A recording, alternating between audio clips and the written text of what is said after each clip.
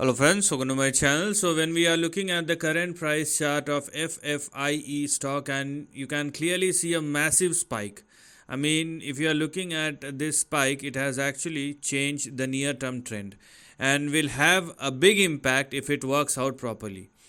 But because the stock has already started moving higher and you can clearly see a massive spike, so let us discuss about the spike and more than that the levels at or above which the spike or the breakout happens.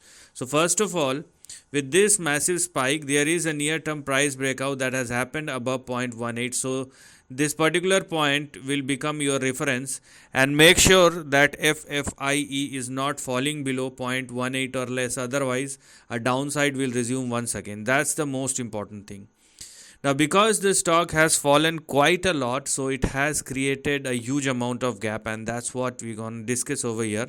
But please understand that the stock has already moved quite a lot, and the primary focus is the stability. Obviously, it can build up from the current level, but it must not fall below 0.18 or less. Now, what lies ahead is the next big question, and for that, what I'm going to do, I will simply connect the dots and we will see what is indeed coming out of it.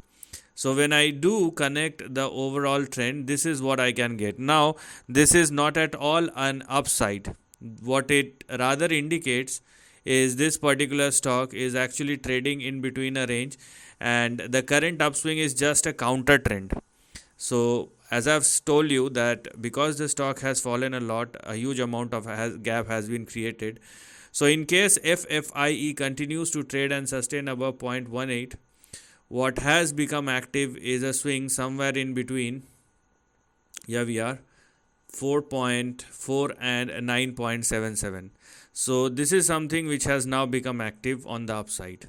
Now it will happen or not, that's a very big question, and it will completely depend upon how the stock behaves and how it will move going forward. But with this current spike, it has obviously cheered up most of the people who keep on buying the stock when it's been going lower.